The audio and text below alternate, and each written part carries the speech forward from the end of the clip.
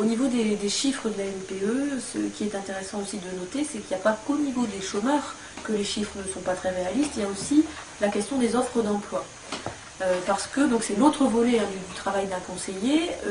Un conseiller, c'est censé récupérer les offres que spontanément les employeurs nous donnent et éventuellement aller en glaner si jamais il n'y en avait pas assez. Et donc la grande fierté des agents, c'est plus de 3 millions d'offres recueillies par an. Et d'ailleurs, c'est la première chose qu'on voit quand on pianote, c'est facile à vérifier, sur le site anpe.fr, il y a aujourd'hui X millions d'offres en cours, le chiffre est très précis, à mon avis actualisé en temps réel. Donc on peut se dire, quand on est par exemple salarié, quand on n'a pas la tête dans le chômage, on peut se dire, où est le problème? Il y a toutes ces offres d'emploi-là, même en admettant qu'il y ait 4 millions de chômeurs, voire 5, puisqu'il y a déjà 3 millions d'offres, déjà il n'y a qu'à faire, il n'y a qu'à. Sauf qu'une offre d'emploi pour la NPE, qu'est-ce que c'est? Et ça peut être absolument n'importe quoi. C'est-à-dire que, là récemment, exemple réel et vécu, la semaine dernière, je reçois une offre en CDI. Je me dis, par fax, offre en CDI, une société de marketing, je me dis, bon, c'est un CDI, 1 heure par semaine. Et il s'agissait pendant 1 heure par semaine au SMIC de vendre je sais plus quoi dans un hypermarché. C'est un CDI d'1 heure semaine. Donc inutile de dire que même l'heureux bénéficiaire de ce CDI ne va pas aller très loin en matière de salaire, mais c'est une offre d'emploi. Et en plus en CDI. Donc là, dans les compteurs de l'agence, c'est quand même quelque chose de super valable. Parce qu'on raisonne vraiment en termes de compteurs. Il faut savoir qu'un directeur d'ANPE, il a une obsession en tête, c'est le chiffre.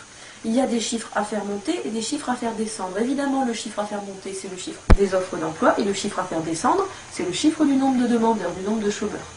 Alors après, il y a des subtilités. Il faut faire baisser particulièrement les chômeurs longue durée. Il faut faire augmenter particulièrement les offres d'emploi de plus de 6 mois. Régulièrement, on a comme ça des petites articulations, des choses précises qu'on nous demande, des objectifs chiffrés.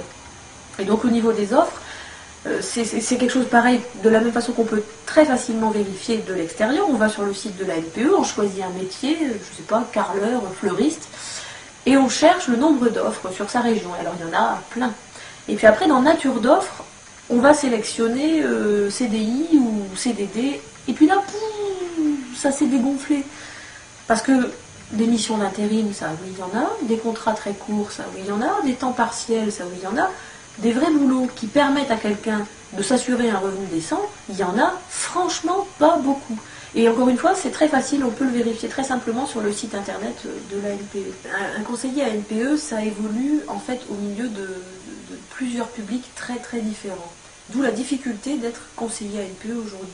Parce que on est entouré de différents groupes d'humains avec des objectifs complètement différents. On est entouré de chômeurs, on reçoit régulièrement des chômeurs auxquels on est confronté dans une relation théoriquement de soutien.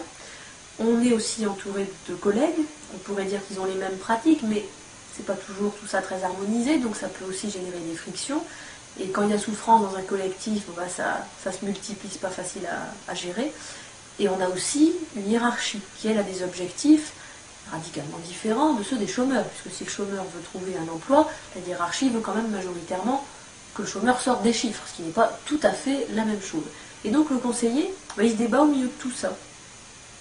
Et il se sent quelquefois, il y a énormément de difficultés en termes presque de maladies professionnelles. On a beaucoup de dépression constatée à la NPE, on a beaucoup de collègues qui lâchent la rampe, qui ne tiennent plus le choc et qui font des pauses. Alors quand ils ont de la chance, c'est momentané, et malheureusement quelquefois ça perdure.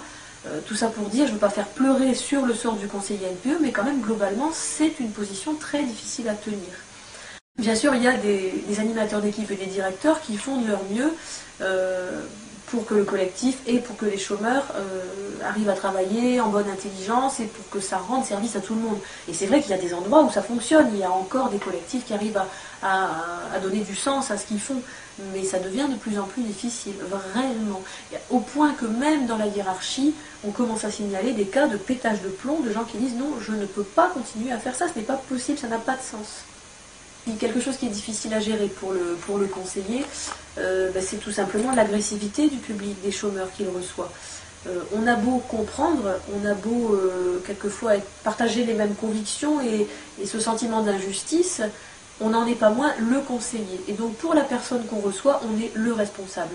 même si on n'est pas du tout responsable des décisions au niveau plus un, plus un, plus un, même si on y est pour rien, même si à la limite on n'a pas appliqué quelque chose qu'on aurait dû appliquer, on est quand même le premier stade de l'administration. On est vraiment entre le marteau et l'enclume, et donc du coup, oui voilà, on est le responsable. Alors c'est d'autant plus difficile qu'on n'est pas dans la droite ligne de l'établissement. Il y en a beaucoup des conseillers comme ça, des conseillers qui n'approuvent pas ce qu'on leur demande de faire, mais qui sont tellement sous pression du fait d'une charge de travail énorme, qui n'arrivent pas toujours à réagir, et qui en plus sont en première ligne, et c'est vrai qu'à force ça peut faire parfois des gens aigris, parce que quand on s'en prend plein la poire de par sa hiérarchie, et également plein la poire de par les chômeurs qu'on reçoit, alors qu'on est là pour les aider, c'est vrai que quelquefois il y a de quoi trouver ça difficile.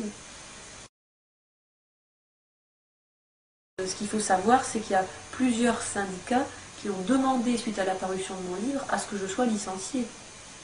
Des syndicats, donc, de conseillers à LPE, qui, voyant que je m'exprime sur ma pratique, et qui, voyant que je suis quand même soutenue par une grande partie de mes collègues, de quelque bord qu'ils soient, et qui, quand même, alerte Christian Charpy, qui est notre directeur général, en lui disant « Que comptez-vous faire du cas Fabienne Brutus ? Il faut licencier cette personne. » Ça, c'est quand même, ça émane d'un syndicat. Bon, il y a quand même de quoi se poser des questions. En 2005, on a eu une nouveauté, le plan de cohésion sociale, qui a été inventé par Jean-Louis Borloo. Donc, décret août 2005, mis en place à partir de septembre. Et ça, c'est un bel exemple d'antiphrase, du genre de vocabulaire qu'on utilise pour désigner exactement le contraire de ce qu'on est en train de faire.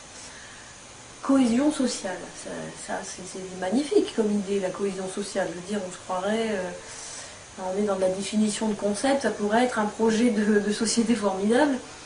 Et au lieu de ça, la cohésion sociale, bon, je parle que du volet emploi, puisqu'il y a un volet logement que je connais beaucoup moins.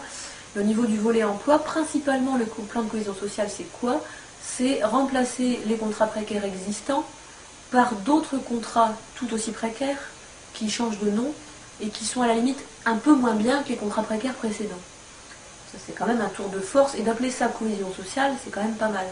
Quand on sait que ça tombe pile poil au moment où, en plus, on ne finance plus les formations des demandeurs d'emploi, même quand c'est des formations qui sont complètement en rapport avec une problématique personnelle, avec un retour sur le marché, on trouve effectivement que c'est très cohérent socialement.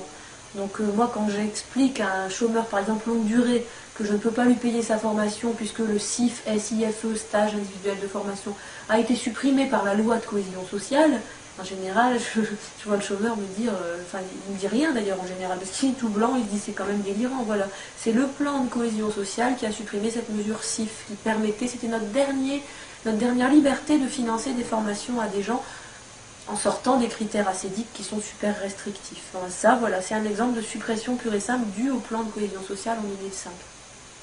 Donc les contrats aidés qui ont été créés par le plan de cohésion sociale sont le contrat d'avenir et le contrat d'accompagnement dans l'emploi. C'est quand même bonnet blanc et blanc bonnet par rapport au contrat emploi-solidarité et au contrat emploi consolidé qui existait au préalable, qu'on appelait de leur petit nom CES et SEC. Avant ça, il y avait des TUC, et avant ça, il y avait des SIVP. Bon, c'est toujours un peu, on change de mot régulièrement pour parler de la même chose, à savoir des contrats pour lesquels les employeurs publics et associatifs perçoivent une grosse, voire une énorme aide de l'État, mais des contrats qui sont à mi-temps, ou à peine plus, et qui sont de toute façon très bornés, très limités dans le temps. Donc, officiellement, c'est un tremplin, ce contrat aidé, pour rebondir vers autre chose, sauf qu'en général, c'est un peu dans le mur que les gens rebondissent après ce genre de contrat. Parce que ça camoufle très mal la réalité, qui est qu'il n'y a pas d'emploi stable et facilement accessible, et encore moins pour une population a priori éloignée de l'emploi.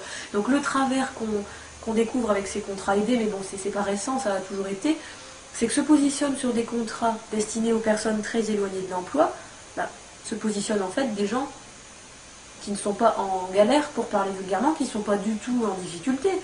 Simplement, c'est très facile d'avoir un an d'inscription au chômage maintenant, on peut être qualifié, expérimenté, brillant, beau, on est très facilement pendant un an au chômage. Et quand on est pendant un an au chômage, dans la plupart des régions, puisque les critères sont régionaux, on a droit au contrat aidé, contrat accompagnement dans l'emploi, au CAE. Donc forcément l'employeur, il a le choix entre quelqu'un qui est au chômage depuis 10 ans, qui a eu des problèmes, qui a été en galère, qui machin, qui divorce, et aussi entre quelqu'un qui a un bac plus 4, 2 ans d'expérience, qui est au top de sa forme, ils sont tous les deux éligibles au CAE. Il va prendre le second, c'est logique. Et c'est comme ça qu'on retrouve sur ces contrats aidés des populations qui ne sont pas du tout dans le cœur de cible, comme disent les hommes du marketing.